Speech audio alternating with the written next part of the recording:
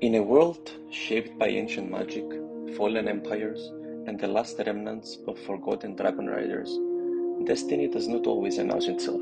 Sometimes it waits in silence. Welcome, fellow lovers of fantasy, dragons, magic, ancient lost orders, and epic war tales.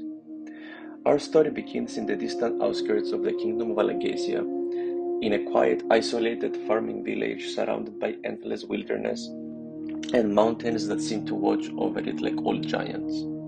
A place far removed from kings, wars, and the whispers of power. Here lives a young farm boy, Eragon, raised by his uncle Garo alongside his cousin Rora.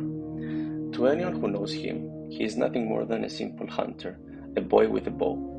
A boy who helps tend the land, gather food, and lives a life that feels already written for him.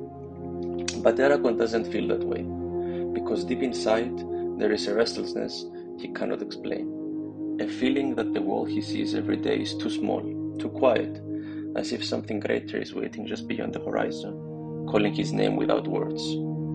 At night, when the village settles and the firelight fades, he sometimes hears stories from Brom, the town bard.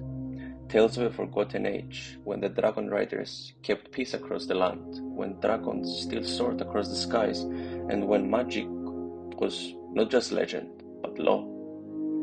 And then there are the darker stories, of betrayal, of collapse, of a once great order brought to ruin, and of a single name that now rules the world in fear and shadow, Galbatorix, the mad king who seized power and crushed all who stood against him. Most hear these stories as myth. Eragon does not. Something about them lingers in his thoughts, long after the fire dies and the voices fade. And then everything changes. One evening, while hunting deep within the spine, far beyond the safety of familiar trails, Eragon witnesses something impossible. A sudden flash of light tears through the sky, bright, violent, silent in a way that feels wrong. The forest itself seems to hold its breath, and then, just as quickly, it is gone. What remains is silence, heavy, unnatural, almost watching. Drawn forward by curiosity and something deeper he does not yet understand, Eragon approaches the site. And there, where nothing should be, he finds it. A stone, smooth, perfectly shaped, deep blue, streaked with pale white lines running through it like veins of frozen lightning.